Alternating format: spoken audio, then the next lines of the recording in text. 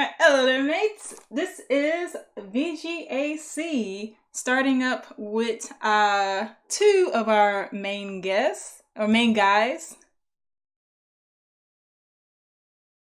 and then you guys, you say, Oh, I thought you were introducing "Oh, me. you no, Well, I wanted you to introduce yourself." okay. I'm Jack. And I'm Ruffalek. Alright, and we are doing Tadpole Treble this month, which doesn't have as in depth of a summary as Shrouded Insanity did, but it says embark on a thrilling adventure through sheet music and tadpole treble, especially predatory piranhas, flirtatious tadpoles, and more as you make your way back home. Shoot for the top of the leaderboards or create your own stages in music and composition mode. And that is all of the description that Tadpole Treble has, which is probably all that it needs. First impressions? I liked it. That's a good first impression. My first impressions of the game is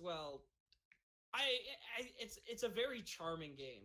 It strikes you immediately with the art style and and a lot of the songs and later on lyrics.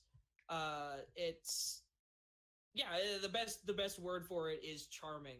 But another word that I use for the game right off the bat is probably either fast or cluttered. I'd use for the game. So that's what I'd have to say. Like right off the bat Yeah, for the game. my first impression was a bit muddled with OBS having the issues that it has. So I spent my first 10 minutes or so restarting and replaying the first level because OBS kept giving me shit. But I thought it was adorable the first couple of times that I played the first level. That's totally why I replayed the first level a few times. I totally didn't die on the first level. Hey, wow, I didn't either. Which brings us to we all, I guess, pretty much more or less liked it. First impression is what I'm gathering then. Yeah, Yes. like overall, the mood is positive, if not a a little quick paced. Yes. Then the next discussion topic, I feel like I have to make a bit of an admission here to you, Jack. I've already admitted this to Ruff. I could not think of any discussion topic for this game.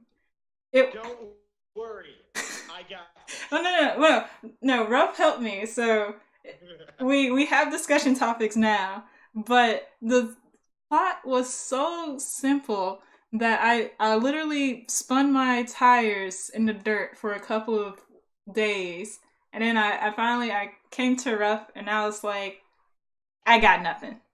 I got nothing on this game, and he was the one that suggested that we take the simplicity of the game and make it a discussion topic. So that's discussion topic number one: simplicity of plot.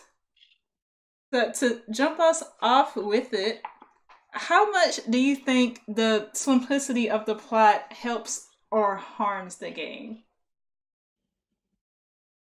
I mean, just for simply, like, I think the simplicity helps.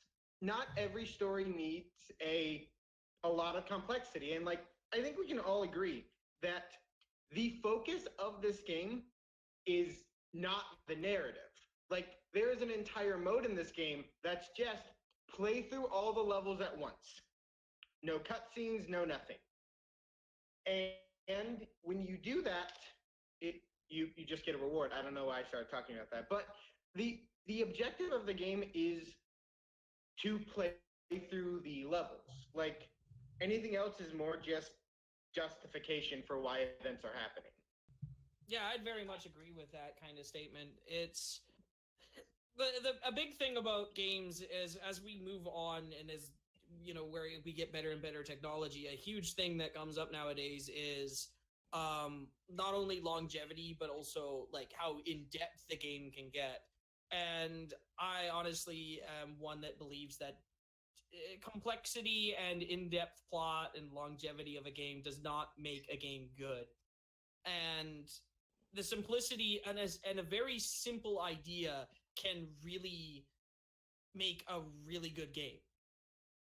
There's plenty of examples out there already of like games that take a very simple idea and just refine it to a very sharp edge and just make it really good.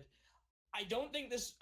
Personally, I don't think this game sharpened it as fine as it needed to go. But for what was given and the amount of time that I got, I think it was a really good way of doing it. And I think I think this game would have been harmed from a more complicated plot than having such a simple plot like this. And it might have even it would actually probably take away from the charm of the game. I think the simplicity of the plot and the characters actually adds more charm to the game, and especially the characters. Like there's I think you guys might agree with me that there's not many characters of them but in the game, but you can remember pretty much every single character, even if most only get one level or something like that, but they're fairly memorable characters for being so simple. And that to me is the sign of a good character, is no matter how simple, no matter how basic the character may be, they're still memorable and they still are charming, and just that makes a good character. Yeah, so I definitely remember every character that was in the game. And the bullfrog. Bullfrog. I was actually thinking of the flirtatious tadpole. Yes, him too. They're also good. Well, by any chance, did you guys read The Bestiary? I read as much as I had unlocked, so the first two. I didn't look into it, no. Oh my god, The Bestiary is the best thing. Every single character, every single enemy, every single obstacle has a name and a detailed description about them. Yeah, and it also goes into a little, from what I was reading about, it seems to also go into a little bit of educational value too, which is an extra bonus, but there's also a lot of extra character in there, and just just little touches like that really make a game so much better. And that's something I actually believe in, is it's the little details that actually make a game go from a good game to a great game. It's nothing big, it's nothing fancy, it's the little minute details that actually make a game great. Yeah, and that's something I really appreciate about this game, because like this playing it for this has actually been like probably like my 11th time playing through this game. I've come to a point where I can beat the game in about 30 minutes. That's about how long it takes to just play through all of the songs. I have never once 100% in this game because there is so much just tiny little fun things to unlock. It's amazing. Mm-hmm. And that's another thing too about the simplicity of the game, is it's a very short game overall. For both me and Mooshi, it took an hour and a half to beat it the first time, which is a very, very short game. But at the same time, it has so much extra content. I mean, Mooshi, you said you got D ranks on absolutely every level? Except the boss. Yes, except the boss. I ended up getting C ranks for half, D ranks on a couple, and I think 1 B rank and 1 A rank, and that's it. And that's terrible. Like, I need to go back and actually redo it so that I can at least get B ranks. I feel terrible. Like, when you see that C, you're like, how did I do so bad? It makes you want to replay the game. It makes you want to replay the level, which is a good sign that's a good sign for a game. Well, at the very least, the game does encourage you at certain horribly in the game. You guys know about F rank rewards, right? I never got the fabled S rank within the game. No, not S. S is easy. F, the worst possible score you can get. Oh, okay. No, I didn't know you could make an F. You get rewards for doing F, because F is harder than S. I could bet. Wait, they reward you for failing the level? Well, I guess the idea behind it is that because you're not failing the level, because failing the level is easy, dying to the level is easy, but completing the level without failing but still doing the worst you could possibly do is a hard task. I have done it twice. I've played through this level many times. I've gotten 100% bubbles and S rank on every single level. I have done F twice. It is incredibly challenging to do, but you get probably the coolest reward for doing it. You get a director's commentary on a level that you get an F rank on. That's actually pretty I cool. did not know that. Oh, it's very cool. It's very hard, but the easiest level to F rank on is, interestingly enough, the final boss. Yeah, I could definitely believe that. And because the final boss is quite different than the rest of the game, I could definitely see that being easy to get an F rank on. Okay, but reeling it back in a bit. Would you say that having a short length for a game is good or bad then? I mean, it's neither. At the end of the day, like in general, like a long game or a short game, it just kind of depends on the situation. I thought this was a perfectly adequate length. Like I spent $5 on this game, and I got about, like, just straightforward, I got about 30 minutes of content, and you know what? I'm just kind of fine with that. I think the shortness works fine. Yeah, but you also get you get more than 30 minutes of content with this game, like with all the replayability, like we said. Now, that doesn't appeal to everyone, but still an hour and a half. So if you go by like our times, which was about an hour and a half, and I guess that's about the average time for a first-time player, I'd say that's a fair. I'd say that's a fair amount of time for. Let's say that's a fair amount of time for a decently made game. And yeah, I'd say it mostly depends on the game whether or not the length is a short length is a bad thing. Because one thing that people don't consider as much with games is that a long length can actually be a bad thing for a game. It can mean that the player will never ever reach the end, or it'll be just too long for them to complete, or they'll just get bored of the game and all that kind of stuff. This one, I feel like, I think it was a little short, personally. I think it was a little short due to some other things, but I think it was about the right length. It could have been a little bit longer, maybe, but not by much. Or another thing that I think it could have done is rearrange the way that it handled the earlier half of the game to make it the earlier half and the later half of the game to make it so that it played a little bit differently. And I think we're going to discuss that a little bit later about that. But I think if they rearranged the game a little bit, it would have been the perfect. I think it's the perfect amount of length if they did that. Agreed. Mm-hmm. Yeah, so I have the pretty much the same sentiments. I could have been a bit happier with maybe like 30 more minutes of gameplay, but for what I got for $5, I was pretty satisfied with it. Then here comes an interesting question. At what point is a game too short? I mean, I think that's a very general question. Like, because when we are talking about a short game, I think what's important to keep in mind is you don't play every single game continuously until you beat it. And you know what? Some games you do.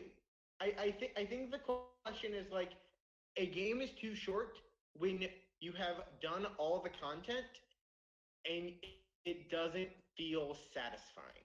Not that you want more, but when it just doesn't feel very satisfying to have done.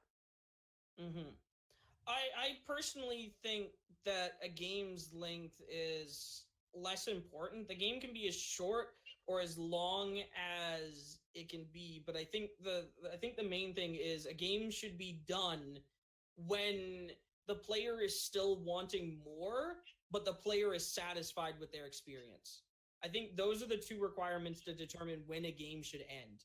And this game I think could have gone for maybe about half an hour more, maybe one or two levels more. Probably all it needed to make it feel just the right length. But I don't see if this kept going on for many more levels. I don't think this would. I think it would have gone on too long. So I think it hit a sweet spot here.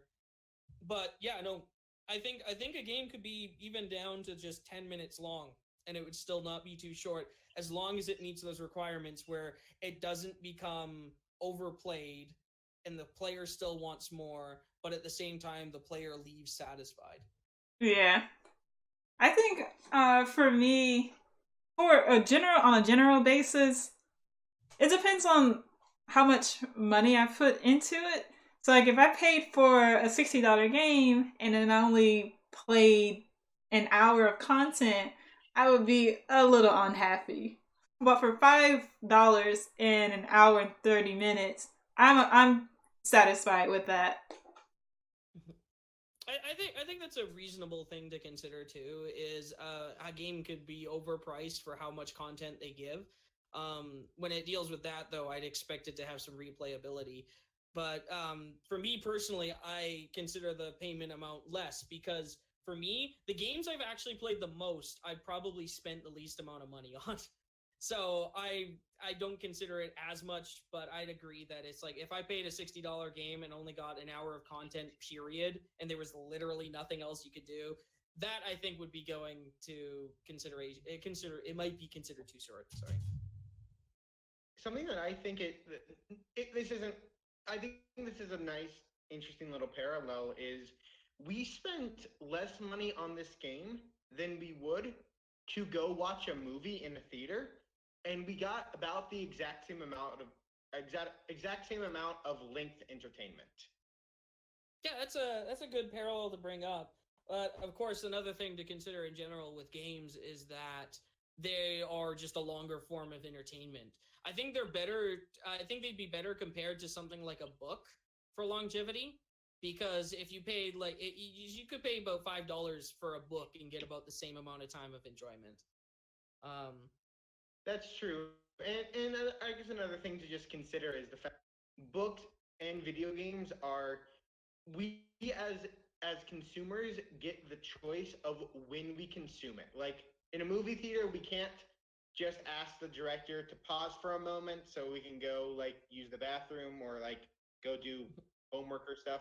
But we can stop reading a book or like playing a game whenever we want. So yeah. That one you definitely have a lot more control over.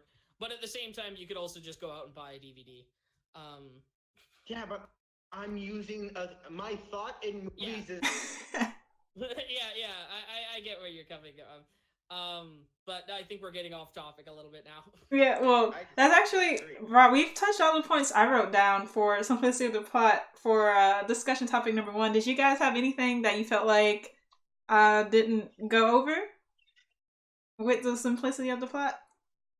I mean, I feel like the only real my only real complaint with the narrative is that I think the idea of the sunken derelict at the very end of it was a little forced and kind of came out of nowhere. So you felt like it was like Well, like so I did listen to the director's commentary of that level. Things that the Toronto brothers say is that they kind of wanted to go for a nature versus technology angle for that final level, which is fine, but that's also the final boss, and that hasn't been brought up at all. It just kind of felt like it came out of nowhere. And I mean, I like the Sunken Derelict as a level, but overall, I think that was kind of out of nowhere. so you don't think it really belonged in the plot? I mean, I think it would have gone a long way if say earlier on in the game we saw a plane crash. Like just at some point, even in the background, you didn't have to make a deal out of it. Just some kind of foreshadowing that that's what was going to happen. Because the entire game has been the story of Baton going home. And then suddenly it's about defending home, which neither are inherently bad. It's just odd. I don't think the transition between getting home and then defending home is necessarily odd, but I do agree that it does kind of come out of nowhere. And what I'd probably suggest is maybe not something like having a plane fall out of the sky during the plot or something like that, but maybe even something more about showing the nature versus technology and such a little bit earlier on, in some sort of way. And I would think maybe something like, I don't know, maybe there's some sort of like maybe something more. There was the one. Oh, sorry, there was the one level where you go through like the temple and stuff like that. Yeah. And maybe something like that, but have it a little bit more technology based. Maybe something like that happens. Like you end up going through some sort of like abandoned factory or something like that, just at some point too, to get like an idea that this is happening too. So maybe you go through like some sort of maybe the river goes through a city or something like that, just to start getting you thinking about that earlier on. But completely side tangent. Speaking of the temple, did anyone see the Samus reference? Because I freaked out when I saw that. I'm not the biggest Metroid fan in the world. Tell me what you're referring to exactly. In the temple, if you look in the background, there's a Chozo statue. Oh, there is? Oh, Yeah, that's awesome. I don't think it's exactly a Chozo statue, but it was like, it was like one of those, I forget what they were, the badgers. It was a badger temple. So it was like a badger, like being like a Chozo, and it had like the little orb, and it was in the position like they would be in Super Metroid. Oh, that's really funny. Yeah. When I first saw that, I was like, wait, what? Was that actually a thing? I died in that level and went back and saw it again. Like, yeah, that was a Chozo. Well, I mean, like, this game has a fair number of Nintendo references. Like, in Chip 2, you kill ducks. You kill pixelated ducks. And then the duck hunt sound plays. That whole level is just an homage to classic Nintendo games, though. I mean, it's themed after like Super Mario Brothers. It's got Duck Hunt. I mean, even the ending, you go catch the flagpole and stuff. Oh yeah. Oh yeah, and like you go through pipes throughout that level. Yeah, you go through 1-1 and 1-2. So from original Mario Brothers. I feel like this is a good way to slide into our next topic, which is the fact that the game does have hand-drawn graphics, which didn't catch my eye at first. I actually, when I was looking into the game and researching into it, I found out that it had hand-drawn graphics, and I was like, oh, that does make sense. The graphics were, that you could tell once I read that it was like, oh, these are definitely hand-drawn graphics. So, would you say hand-drawn graphics have gotten a lot of attention recently, especially with Cuphead that's come out about maybe 5 or 6 months ago by now? Is hand-drawn art being used as a gimmick to make sales? Well, I'd say no, if only because someone checked earlier. I forget who. This project was done by a guy named Matthew Toronto, who used to do the very popular webcomic Brawl in the Family, where he basically has the exact same art style. I think it's less of a matter of using this as a gimmick, because in theory, like the big thing with a gimmick is you kind of need to get more money out of it than you put in, or else why bother do it? In this situation, I think this is just a matter of this is how he draws, this is how he does animation, and that's just how he did it. Also, yes, Cuphead totally ripped off from Tadpole Treble. Complete rip-off. In general, well, I'd have to agree to you to some extent, but in general, I think that the hand-drawn design is something that's becoming more gimmicky to gain attention, because it's something that's different, and also you have to admit, when you hand draw, when you actually put in a lot of effort into hand drawing animation, it is quite a bit better than a lot of computer generated graphics on just by the trait of it, because you have so much control over hand drawing the animation, so it can be a lot smoother and also a lot more expressive. But on top of that, it also costs a lot more, which is why you don't see it anymore. So I think it's definitely a good gimmick there, because it does add a whole extra dimension of personality to your animation style and graphics. But yes, at the same time, this was how he did things before. But this is also, you're also got to consider that he went from doing a comic strip and some videos that were basically slideshows to a fully animated video game. So I think that definitely played in some of the marketing appeal behind the game that they were trying to focus on. But yeah, I would doubt that he'd switch over to computer generated graphics anyways. It was probably just because, yeah, he was most used to it, but at the same time, it's still a bit of a gimmick because, well, no games really do that, and it's a nice selling point that you can throw in. Plus, you do still. Sorry, go ahead.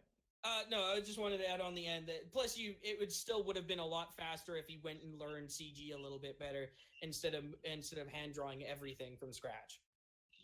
So true, but it did cost another thing. Sorry, but another thing to just consider is while there is animation in the sense that things are moving, there also isn't a lot of animation. Like Baton moves across the screen, but doesn't have like a large variety of movements. Like this isn't Cuphead where every single movement is super detailed. Like Baton is basically in a single shape for basically the entire level, and only will change when you move. Mm-hmm. Well, she has an idle animation, but you know, it is pretty much it is very much a still kind of animation style. There's very little with animation, and even the cutscenes are all done in comics, which is beautiful and a wonderful idea. I love it when games try and do that, where they do like cutscenes through comics and stuff. It needs some work sometimes, but I think in this case it's wonderful. He comes from a comic background. Of course, he's going to do a good job at making comics in video games. He unlike a lot of people, he really has a how panels flow. Admittedly, though, he has a bit of a crutch for the sake that the entire screen isn't filled up with the comic at once. It slowly reveals it just as the cutscene goes on. So that's a little. I still think it's really good. I still think it's really done. But like he does lead us in that way. Mm-hmm. Yeah, I think most games, when you do the comic book style, when you generally do an animated comic book or something like that, that's usually how you go about displaying it, is all of that. That way you can time it with the either the voice acting or the music in this case, to add a little bit more emphasis to it, especially if you consider the last cutscene. I think he could have improved. I think the last cutscene is the one that needed a little bit of improving, because he had a 2-page style for an entire cutscene, so it was basically like 3 minutes to get 1 page done. So it's like, yeah, that was just a little bit too much of wasted space there. But other than that, no, I think it was a wonderfully executed with that, and the art style adds a lot of charm to the game already. Like, oh yeah, like this is a very cute game. Like, and the art style really emphasized it. Like this feels like a picture book. I would love like to show one of my future nieces or nephews this game, because like I as a 22-year-old adult, I love this game, but I also feel like this could work really well as just like a kid's game. Yeah, so the big thing I see there too is the interesting thing about this game, I find, is it's kind of almost a juxtaposition with it, because the game is actually fairly difficult. Like this game was, I would say, is actually pretty difficult. I'm someone who absolutely adores rhythm games and is usually pretty good with them, but this game actually took me a long time to actually just survive half the time. Most of the levels I was nearly dead in, and yeah, like I said, I got like C's on most of the levels, and I know, and Moshi said she got most of the D's, so it's definitely not an easy game. So, and then to have the kind of cutesy, almost like child book art style, like it's just child picture book art style. It's like it's an interesting, it's an interesting contrast between the two. See, that's actually really interesting because I first played this game when it came out on the Wii U. So I played it on both PC and Wii U. And when I first played through it, the first level that I died in was Piranha Jungle, which is the 9th level in the game. Yeah. And I didn't die again until I was just died trying to solve the puzzle on the sunken derelict. So like I'm not the best at video games. So like I thought this was a fairly easy game, save for like those 2 levels. So that's odd. I wouldn't think a lot of people would have them. See, I feel like the game is easy if you're not trying to do well. If you're wanting to get A ranks or S rank, then for me that would be a bit of a challenge. Well, no, that's the thing. I got A's and B's on everything my first playthrough except for Piranha Jungle, which I got a C in. And I'm not trying to come off as like, oh, I'm better at games. I thought this game was easy. It's weird that I'm hearing people had trouble with it. Yeah, I don't know. I'd also have to question, because you said you played on Wii U first. I'd have to question if the controls are a little bit better in that. But like for me personally, it actually was quite difficult even getting into the control scheme. And keeping everything organized. I felt like it was actually quite a bit off dealing with the controller inputs and making precise movements through all of the obstacles involved, because a lot of times you only have like one space to go to get through the obstacles. So you have to be actually pretty precise to make sure you're hitting all those spots. And to deal with, I played on controller on PC, and it felt not nearly as accurate as I'd want it to be. It felt like I was trying to play a precision platformer with no precision platforming controls. So it really didn't feel like it held up quite right, and made the game overall just a lot more difficult. The first place I died was the Barracuda, which I actually find to be the second hardest level in the game, the Barracuda level. After that, I don't think I died again until I think I just got some bad luck in one of the other levels. I can't remember which one it was, and then the derelict was where a lot of time was spent for me personally. But overall, it's like, yeah, I could survive, but only just barely in a lot of times. And yeah, it's interesting because, yeah, this is supposed to be a rhythm game, but personally, I think this is more of it feels more like a platformer with a subgenre of being a rhythm game. It's like, it's the main area is like almost like platforming skills, and then the second area is rhythm game skills. Because there are some rhythm elements like hitting the cymbals and hitting the drum beat rhythm. There's that kind of stuff, and all of the obstacles are placed in a matter of the rhythm, but the movement through those obstacles doesn't really feel as rhythmic as it could be. Yeah, I get the same sense here. Like, this isn't a, if you're trying to give it a rhythm genre, then this is not your typical rhythm game. Because most rhythm games, they have notes that you go through the game, and if you're not hitting it along with the notes, then the movements that you're hitting, they add to the song. And this was more like you just moving through obstacles with, yeah, like Ruff said, some rhythm when you would have to do the cymbals, and you like go up into the air, and if you wanted to hit the next cymbal, well, you better have your rhythm on point. I would disagree about what exactly your definition of a rhythm game is. I think the definition of a rhythm game is just a game where the majority of the gameplay is you interacting with the song that's currently playing. The majority of rhythm games go about doing that by having you hit the button in time with the song. Tadpole Treble, as a rhythm game, does that differently. You are playing through the music sheet where where your interaction with the song is avoiding the notes, and in certain instances hitting things like the bamboo poles to give it an extra to it, um, going for the various bubbles, which the sound of bubbles popping or collecting the sparkles, I think works really well with the music, and it interacts with the song just in a different way. I actually found the bubbles to be a little bit. I didn't feel like they interacted with the music the best, personally. I felt that they were a little bit off on timings and it didn't quite work out.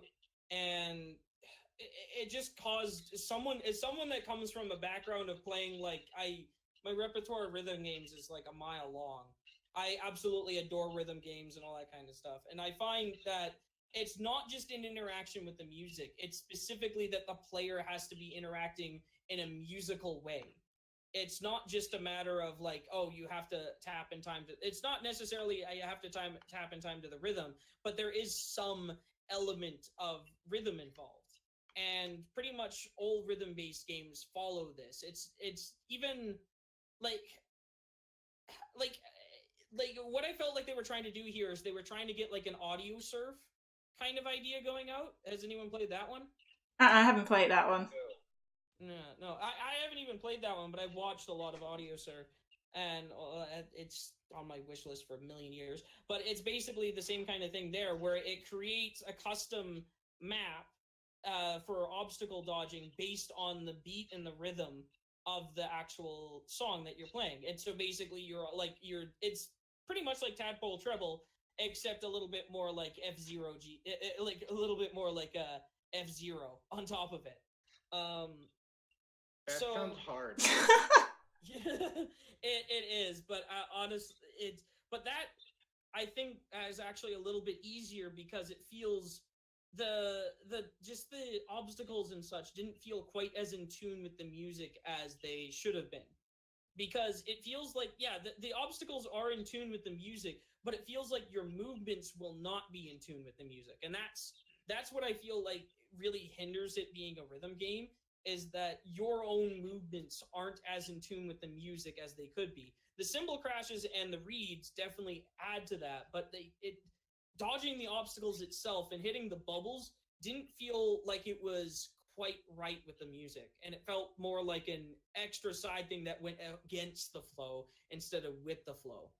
I can see that. Oh, sorry, go ahead. Yeah, no. That I was just saying that's my own personal opinion, though.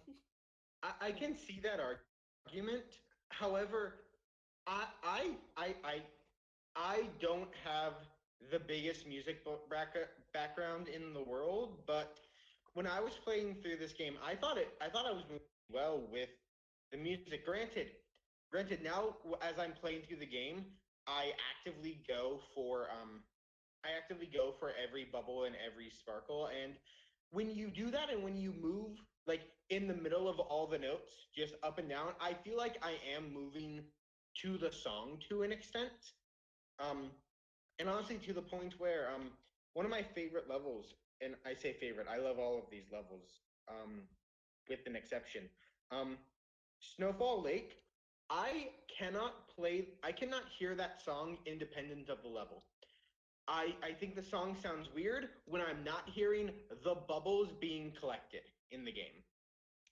That one, I just always pick them up. I was just gonna say that one I actually can't comment on because for Snowfall Lake my game actually glitched out and I ended up flying over the entire level. Hey, I did that too. So, I don't know what it sounds like with the bubbles. Yeah, no, I would go and collect most of the bubbles involved too. But I find also on top of that, I think it's also the effects of the disjointedness that I get from it is also compounded by the control scheme of the game not being as precise as I'd like it to be. So I feel like that adds an extra disjointed element on feeling disconnected between the music and your actual gameplay.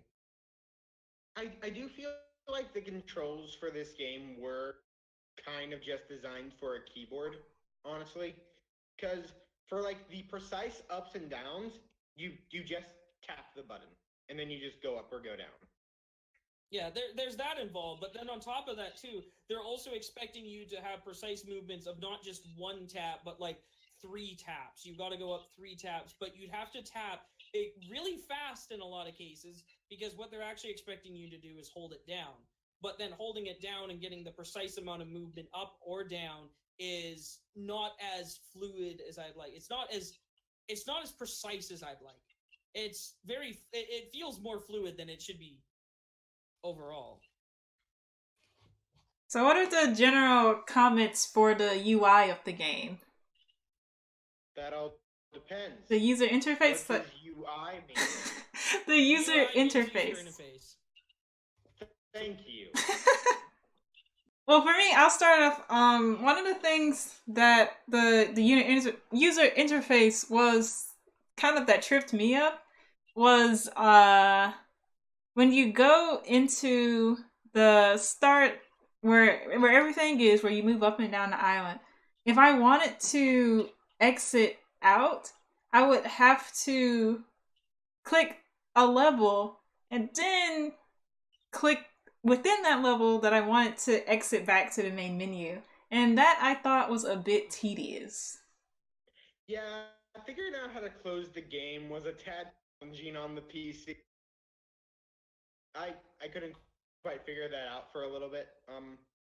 Yeah, it's a little upsetting that there isn't a designated like home button.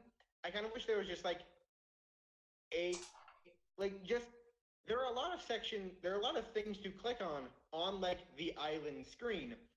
One of them, once you beat the game, is the credits. I wish one of the buttons was main menu, so you can just go to like your little drop down thing. You know, yeah, I agree with you on that. I actually another thing I'd find interesting on that is actually navigating the map screen itself can be a little bit jank when using a controller. I'm not sure if any of you tried that, but it's like I often push like I'd like, okay, I want to go to the level to the right, and then it would go backwards, and I'm like, okay, that is not what I clicked at all. I know that's a little bit more about controls, but I just wanted to get that out. On top of that, another control element, just before I get into my own opinions on the UI, is I actually didn't know there was a reset button for the entire game. What? I didn't know there was a reset button until the last level because they bound. Yeah, you die and then you start over. That's how you reset. That is how I reset. That is actually how I reset on the deer like 50 times, and it takes like 2 minutes to die in that deer like. It's so annoying. But I didn't know because they bound the start menu to select on the controller. Oh. I don't know why. Like start is like every single button on the controller, including start, is just the tap button, like the attack button, except for your D-pad. That's going up and down. Actually, even left and right attacks. So it's like you either have up or down or attack, and that's your entire control scheme. And then select of all things is your start menu, which I think was a little bit janky with the controls. But okay, going to the UI, my actual biggest complaint with the UI is the blending of background elements with foreground elements, and on top of that, the clutter of the screen. The game could get very cluttered and visually, and what you're supposed to be looking at, especially in the play area, which is not ideal. Especially in a game where it's all about dodging elements, and sometimes things could be a little bit hard to see. And also on top of that, like I missed reads most of the time because I didn't even register them. It didn't register in my brain at all that those were reads. They registered as background elements. And a big part of that was because they changed the design of the reads almost every single level. The symbols, at least, were fairly similar. They were always big yellow circles, and they had the extra circle coming inwards on them to show that they were a symbol, which helped. But then on the final boss, they decided to throw you for a loop, and they had the symbol on the third phase, and it didn't really show up like that at all. The little lighter. Second phase. Hmm? Second phase. Third phase, the lighter. That was a symbol. Okay. That was a symbol. It turns yellow briefly, but that's because you're more paying attention to the flame that is starting to light up on it. But it turns yellow lightly, and that's supposed to represent a symbol, which it does not look like a symbol like the rest of the game. So I actually spent forever on that phase thinking it was a survival part. Yeah, I love this game a lot, if that's not prevalent. But I think the part where it really falls short is the sunken derelict. I don't think that level is designed super well. Because it wants you to do things that have never been conveyed in the game before. Like, my big hiccup with the sunken derelict was the first stage. Yes. How on earth are we supposed to know that we can now hit the strings? We have never been able to do that before. Yeah. And suddenly, we're supposed to know. Yeah, I got really lucky on that, and I was just like messing around, and within 1 second, I just rapidly attack all the time, just because I like messing around, and also it keeps my fingers nimble. And I just started breaking the cards, and I'm like, oh, okay, well that was lucky that I did that, and I ended up breaking it before I ended up getting, I would break it before he'd even start talking. So before the lyrics would even start, I'd already have everything broken and move on to phase 2. Yeah, if you know what you're doing with a sunken derelict, you can do it very quickly. Oh yeah, but I think like all they needed to do for that, there's a really simple solution to do with all of this, is they need to make the final symbol more prevalent. So like with the lighter, they need to make that more prevalent. So instead of just making it flash yellow, on top of that, have the circle come in like it has on all the other symbols. So like, you know what I mean, where it has the little outer ring come in, and then once it reaches the symbol itself, that's when you hit it, right? That's a very... Or in like, if earlier levels, if they had yellow things that you could hit that also did the symbol. Like, not even just like the physical, I feel like for like the final boss, if they were... But, okay, but it also but in other levels, if you hit yellow things, they will like do that. Like no, there was some yellow things that would do that. There was some yellow things that would do that. And that's the annoying thing, is because it's impossible to know that. It's impossible to know that because they make them, it's like, okay, but you don't associate yellow with that's a thing to hit, because of the color scheme of the game is very bright and colorful. So there's lots of yellow all over the place. So that's another thing that I think they should have done, is they shouldn't have used yellow. Of all the colors they could have used, yellow was not a good choice, in my opinion.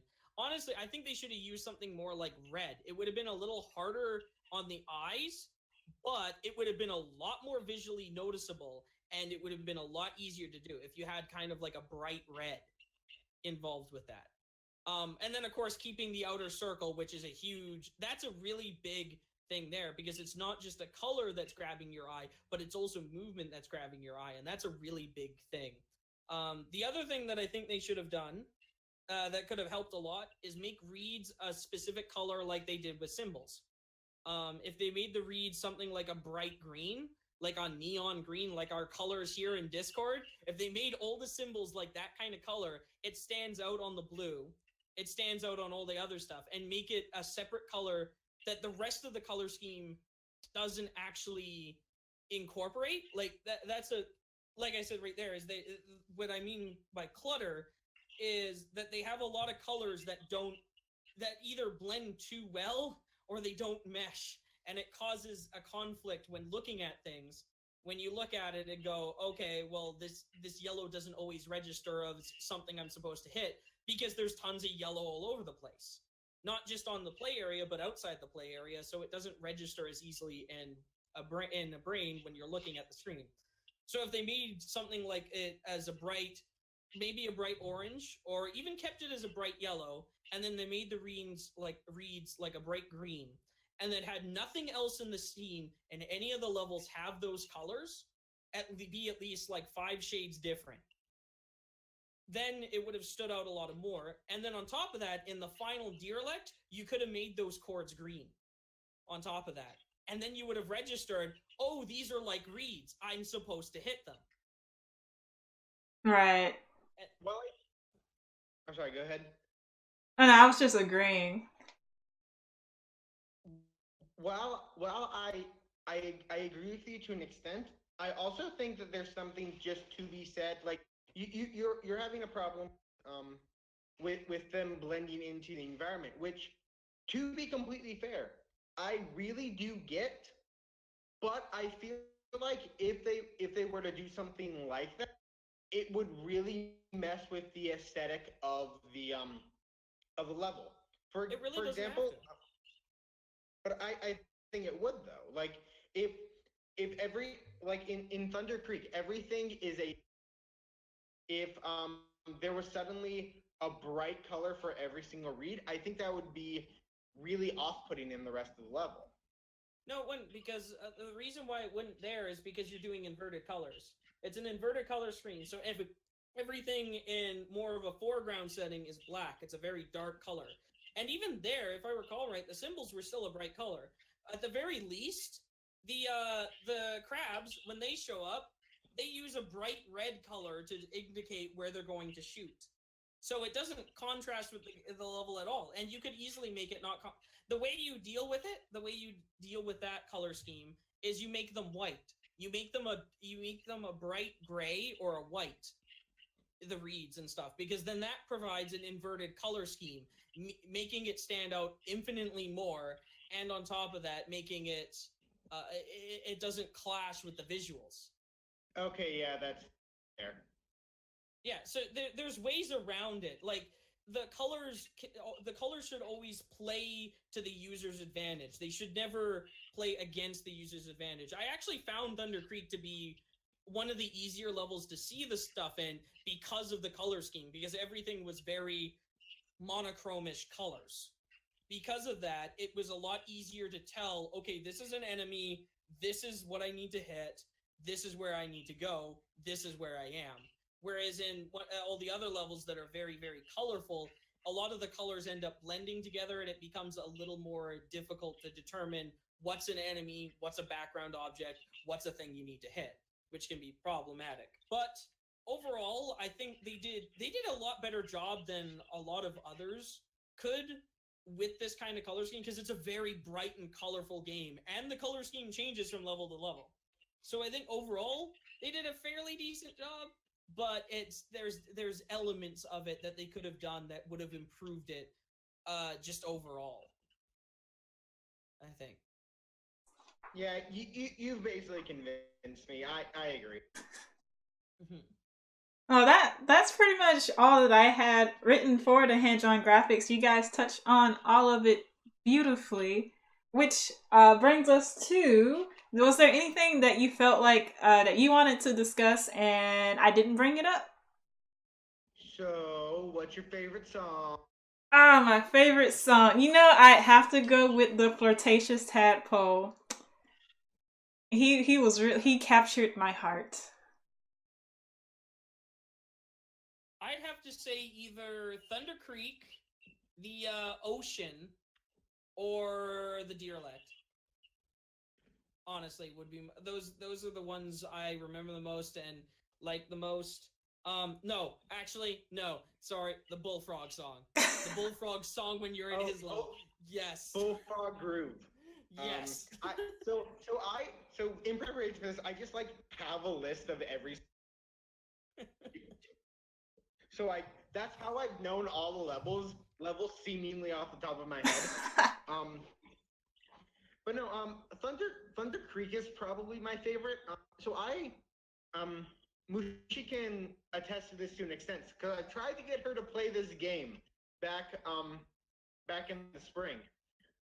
I show this game to a lot of my friends, and basically every time I do, I tell them at the start of a level, this is the best song in the game, and I follow that with, Okay, I lied to you last time.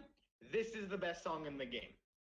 I like all the music, but like yeah, Thunder Creek and probably Trout Tributary are probably my favorite one. Um, yeah, I enjoy them. I did Just think that realized. the pause menu was pretty hilarious as well. Oh my god, I love that there are two songs on the. That's amazing. I never got to experience that because I didn't know there was a pause button. But you do but so do you not know about the pause menu song? No, I don't because I didn't know there was a pause menu. Well, I mean, you said you figured it out at one point. Yeah, I figured Before it I out showed up. towards the end, but I would just go immediately to retry because I was doing the Derelict perfectly. Well, there are two pause menu songs. One of them is nice, calm, and relaxing. The other, that plays 10% of the time, is an upbeat jingle about where the brothers are singing about why pausing the game right now. Yes, I loved that one. When I stumbled across it, I was like, "Hang on, what did he just say?" That's pretty awesome. Okay, now I need to go back and pause the game. But I want to personally go back and try out the Maestro mode because that seems really cool. Like that's a brilliant idea for this is to have a level editor, and that was perfect that they have one. Um, so I definitely need to go look into that a little bit more myself. Is the go Sorry, what? is Maestro the create your own level? Yeah. Okay.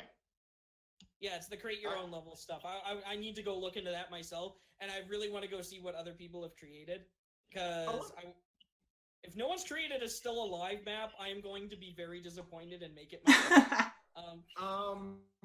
I don't know. On the official web, there's a playlist that you can find of a lot of fan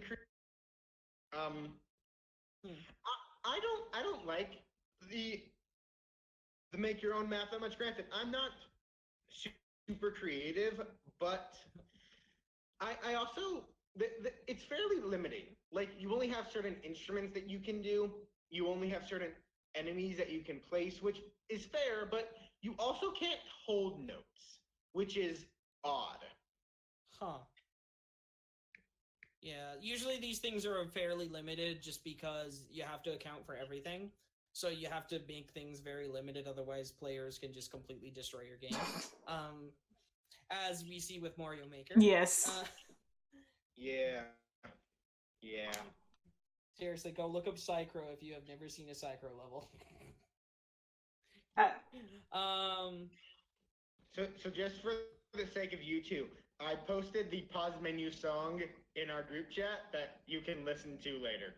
Yeah, I'll go play the game later and actually go listen to it in game. Fine. But yeah, no. I think pretty much for me, this is an interesting game to look at from a designer perspective because it's an interesting case study in good elements and bad elements of indie games because it's got a lot of both, and it really shines. It really shines with a lot of each and everything. And I think the boss level is actually a perfect example of a bad level design and like bad game design in general. And it was extra special for me to play this game because to see all that design elements, and it was just so much fun to pick it apart and look at all the different things. And no, and because it's also so different than typical rhythm games or anything like that or platformers, it makes things a lot easier to break down and look through all of them and stuff like that. Yeah. I agree. It is one of the benefits of being a short where you can easily go through all of it in an afternoon and still write just like a bunch of notes. So it works well for that. And because it's always fast. It's there's always something to talk about. Which is actually another element that we never got to this, but I wanted to talk about this is I think one of the major negatives elements about this game is the speed at which the game goes. Because it starts you off going at 100 miles per hour. It just starts you, it just hits you with the ground running. You're just hitting the ground running with the game. The tutorial level is not really much of a tutorial level. It's already throwing you for a loop for a bit. And it does teach you all the basics, so it does handle the main elements of like what a tutorial should do fairly nicely. But at the same time, it's also already throwing you into the game pretty hard. And then right off the first level, it's like, okay, now you have to hit the ground running or you're going to fail. Yeah. And for someone that, like, for me, I was still trying to grasp the control scheme at that point. And I'm already like, okay, this is already going there. And like I said, for me, the second hardest level in the game was the Barracuda level. And that was like the third level of the game. Third or fourth, I forget now. I think it's fifth. I will count. I'm not counting the tutorial level though either. Well, not counting the tutorial level, of every song that plays, it is the sixth. Huh, that's pretty. What's... That's a lot longer than I thought. Yeah, it is literally the halfway point. I didn't think it was the halfway point. Huh, okay. It was a bit earlier than that, 12, but either way. There are 12 levels in the game, 13 if you count the secret level that you unlock. But either way, it still feels like it was like to me that was the second hardest level of the game, and that's still like and at that point I'm even still trying to grasp the controls. At that point, I was more just floundering my way through, and just happened to get that far in the game. And at that point, my lack of understanding, the inability to use the controls to the fullest at that point really started kicking me in the tush. Yeah, I think the hardest level for me was when the game started. It had you going in reverse. I think that was a piranha level. No, the reverse one is Gusty Rapids. Okay. Yeah, that's Gusty Rapids. That one was difficult for me. That one was a little bit hard for me. But I definitely can see that one being hard. That definitely compounds the problems of the game. Is what I think. So earlier I said that I think this would have been improved if it had maybe one or two more songs or something like that. And specifically what I think is it needed more of a ramp up than what it did, because it felt like instead of ramping you up, it just kind of threw you in and went, okay, do or die time. And it doesn't give you enough time to get used to the controls and start feeling good with the game. Like, I actually didn't feel used to the control. I didn't feel comfortable with the controls until I hit the final boss. That's when I started feeling comfortable with the controls. And that's not a good sign if you're getting to the final level of the game and now you're feeling comfortable with using your controller. Yeah, I think for me it was when I got to the ocean. That was when I was like, okay, I get the controls now and what I need to do and how I need to move. Yeah, the ocean level really showed the fact that you need to act a lot more preemptively than I personally like. Instead of being like they have no time for reaction, you have to act preemptively for especially the symbols. If you hit it even slightly later than where you are, then you're going to miss it. Oh, that sucked.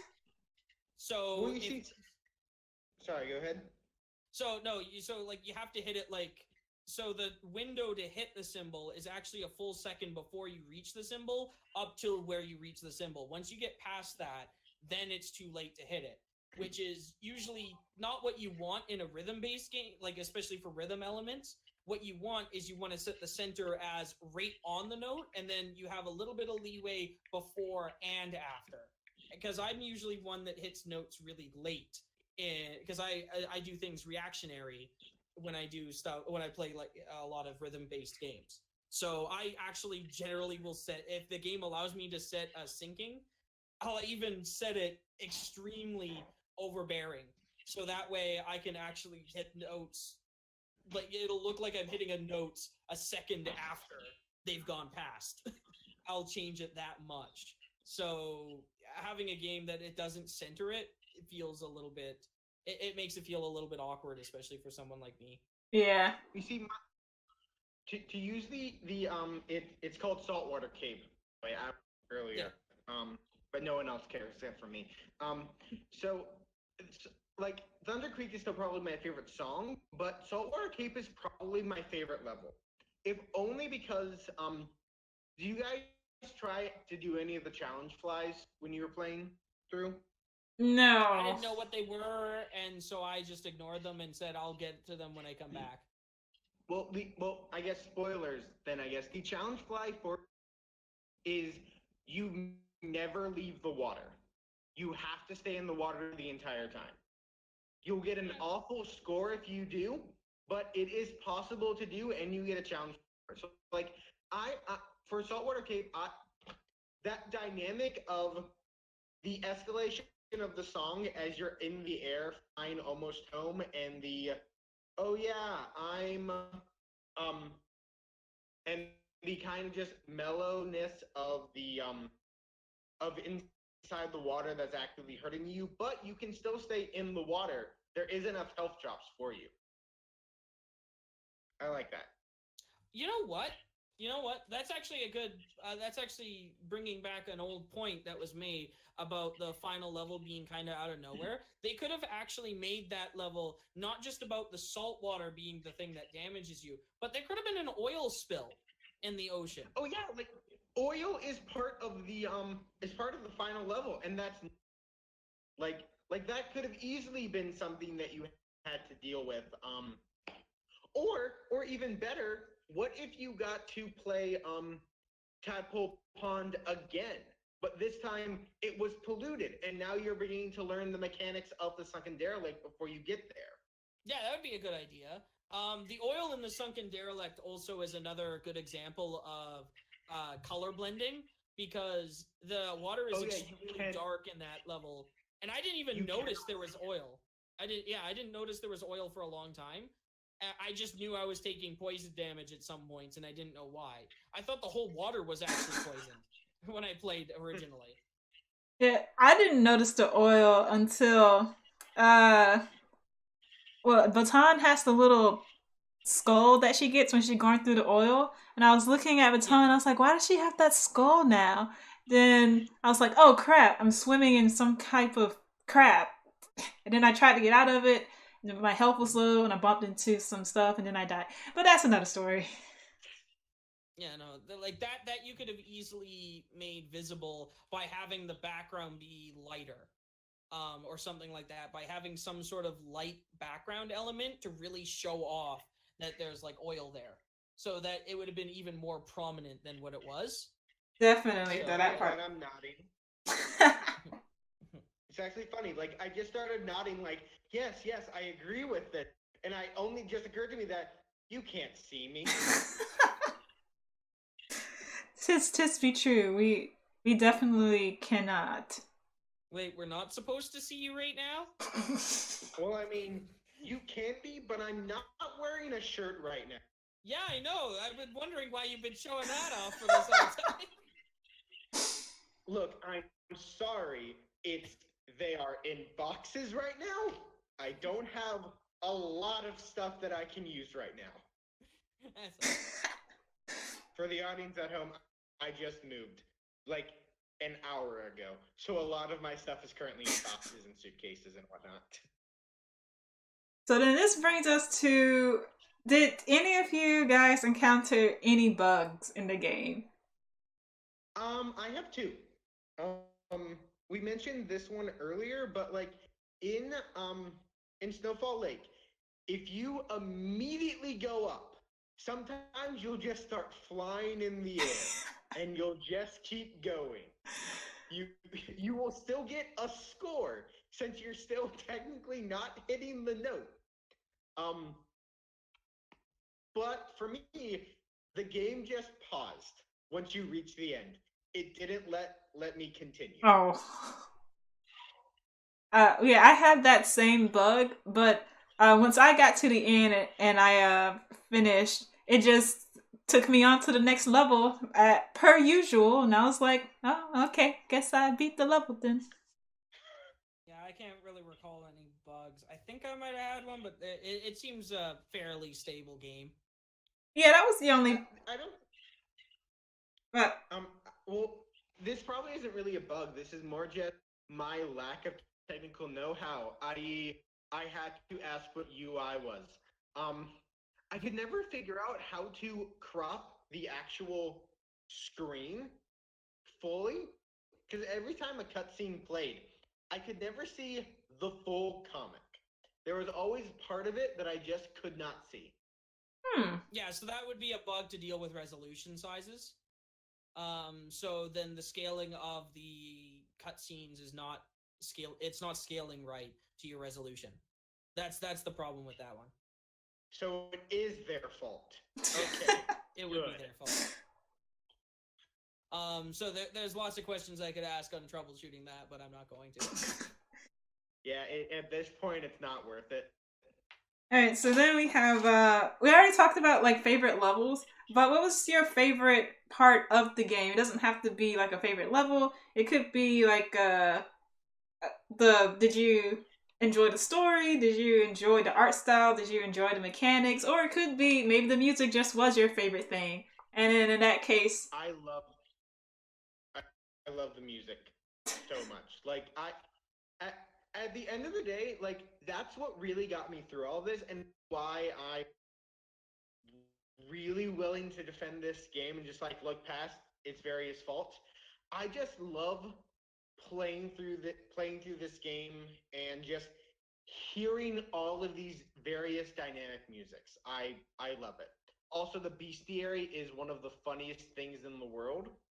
Um, Sonata's information, which was who was the flirtatious tadpole, is one of the funniest things.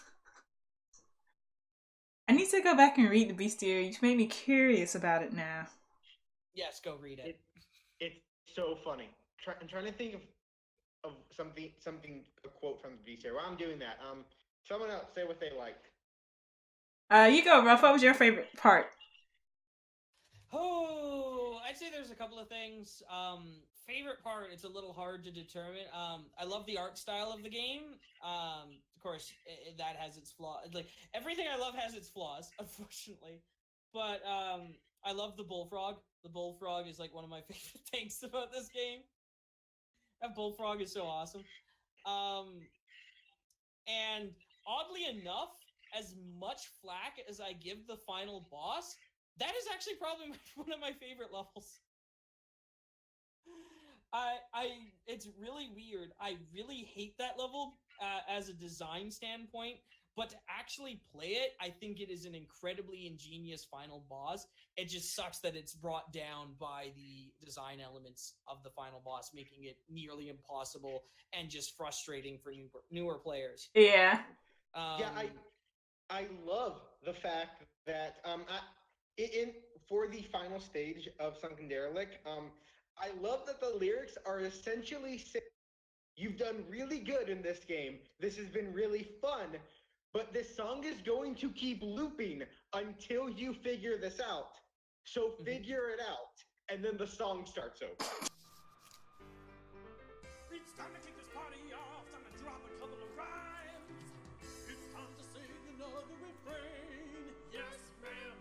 If you want to join in, follow all the lyrics with your eye. But if you do so, make sure that you don't die. I think that I'll be singing this until the end of time. I can't escape another refrain. No, ma'am. But if you happen to know your way out of this room, you better tell me, or I might make some tadpole soup.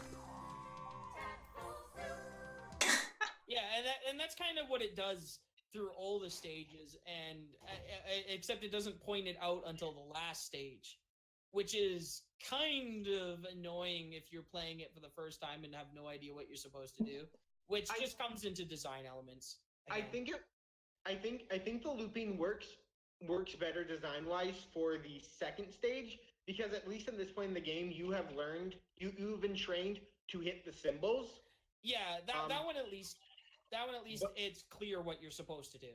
But like for the first stage, like there is no real sign that you can that you can do it.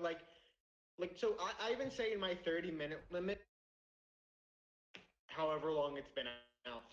And when I first played through this game, I was on the first stage for probably 20 minutes before my friend who was watching me play suggested I hit the strings. Yep. I Yeah, was never gonna figure that out if it was me. yeah. I was like that on the third stage. And the third stage I find even more annoying simply for the fact that I find both of these extremely annoying because the last one though, it's a hazard that you're supposed to hit. And you've never had to do that before. Yeah. And there's nothing to indicate that at all that you're supposed to hit that. It was pure luck that I hit it because I was trying to dodge it and I was just so happy. Like I said before, I just rapidly tap the attack button because I get bored, and then it's like, okay, I'm just sitting still. So it's like I'm rapidly hitting the attack button, and I just so happened to hit it as soon as it went in the water, and I'm like, that's a thing. And so it's like, okay, well, now I guess that's how I do it. So both of those phases I figured out by accident. And I think that's really the only way you can solve them because they don't really show off why you can do that. Yeah, definitely the first stage, I definitely figured that out by accident. But it was because I was trying to avoid this oil splatter and the little pointy spiky things. And in my panic, I accidentally hit the string and then it did the little reverberation thing that it does. And I was like, oh, that's what I'm supposed to be doing. Yeah, and it's like that final boss is just absolutely amazing to me because it shows a lot of the good things behind the game, a lot of the creativity and the ideas, but it also encapsulates everything wrong with the game, all in one level. And it's like this level. If I ever teach game design to students, I will use this level specifically as game design tutorials. I think this is an amazing case study, and I think anyone that wants to be a game designer should play this level because it is. Bucks. Yeah, it's an incredible case study. I would have to say that my favorite part of the entire game is simply a mechanic, and it's whenever you hit the symbols. That was so satisfying for me. And whenever I missed a symbol, I would be upset because I didn't hit it. So the symbols were honestly my favorite part of the game. Yes, the symbols were awesome. Those were designed really well. In a similar vein to that, I love hitting the reeds on in Thunder Creek because if you hit the first couple reeds, it's the sound of a bell chiming and whips. Yeah, I love that. Yeah, no, it gave me a real good rawhide theme to the whole thing. Oh yeah, I feel like I should also mention, like, for me personally, I'm actually still on the fence about the songs on whether I like them that much or not. I've always been on the fence with his music style. I don't know. It just always feels like it's good, but it's not good at the same time. I've always been on the fence, but in the end, I always enjoy it. So it's like, well, I guess it's more good than bad. Yeah. Then our final question that I have is, overall, did you like or dislike the game? I hated it so much. Worst game of the year. Yes, it was worst game. 0 out of 10. 0 out of 10 game of the year IGN. Let's go. Too much water. Too much water. Yes, it's Wind Waker. Oh, I was going for Ruby and Sapphire. Wind Waker also got too much water. Yes, it did. Oh, it did? Yes. I was not gaming on GameCube at that time in my life. A game beautiful. about sailing. Too much water. Love IGN. Oh, IGN. What a beautiful creature you are. Yes. But no, I liked it. Like, this. I acknowledge a lot of the problems, but this is one of my favorite indie games. I love showing it to people, and for even people who don't really like play video games, since I'm good enough at it. I basically just play it and have them watch and listen to music because I think it's a really enjoyable game to play and to watch. Yeah, this is even though I did give this game a lot of shit about being like really short and like very simple. It was a game that I liked, and even though it wasn't something that I originally was on board for a discussion, I was kind of about it. Towards the end of the game, I did really enjoy it. Just a little bit of tough love, I guess. I know. I find with criticism, the fact if you criticize a game more, that generally can mean that it means you have a passion for that game. If you can criticize it a lot, that means you either really really like it or really really hate it. But that's the key thing here, is that you can really like if you criticize a game to the extent that we have been with this one, because there's a lot of things to talk about. It just means that we care about the game even more. It means that we show some passion for the game, and that's always a good thing, even in terrible games. But this one is definitely not a terrible game. I wouldn't call this a great game either. I'd say this one's good. It's got a lot of great elements behind it, but for me personally, it's also extra good because it's so juicy to look at from a design perspective because there's just so much. There's so many good things and bad things all in the same game, and it's an amazing case study to just look at and tear apart and analyze. So that actually provides extra enjoyment for me. But overall, yeah, I'd say it's a decent game. I'd say it's worth looking at. Ways, in a lot of ways, it really looks like it very much shows that this is the first game that this team has ever made. Yes, that is a good way of putting it. Too, Yeah. is that this is the first game that these guys have made, and it should be, if I recall right. Everyone was new to it on this. Yeah. They had only done a comic before this. Oh yeah, and if I recall right, isn't his dad the one that plays the saxophone behind this? Yes, but like that entire I've listened to interviews because I was obsessed with this game for like a month. Like everyone in that family is musically inclined. Like yeah, you can see every single voice person on the credits, which I love the credits just as like a medley. I really the the kind of casual Thunder Creek at in the song, that was cool. Yeah, no, the music is fairly decent. Like I said, I'm always on the fence with him, especially about his voice. But overall, everything I end up loving. I love a lot of the Brawl in the Family music videos, which if you guys haven't seen, you guys need to go see those. Seriously, they're so good. Have you seen his Waluigi covers? I sent that to Mooshi to get her to know what the guy did. Yeah. I have like that is going as my ringtone at some point. Yes, so good. At work one day, we somehow just started playing musical songs just while we were disassembling beds, and it was my turn to pick. And instead of picking something from the Book of Mormon like I was originally going to do, I picked the Les Mis Waluigi track, and it threw everyone off, and everyone just stopped working to pay attention to the song. It was amazing. Yeah, it's that is some good meme songs right there. But yeah, no, he has some pretty good other songs too. Beyond that, and this game definitely shows that. It shows that they definitely have some great musical talent. Like actually, the playing of the instruments is incredibly well done. They're very skilled at what they do.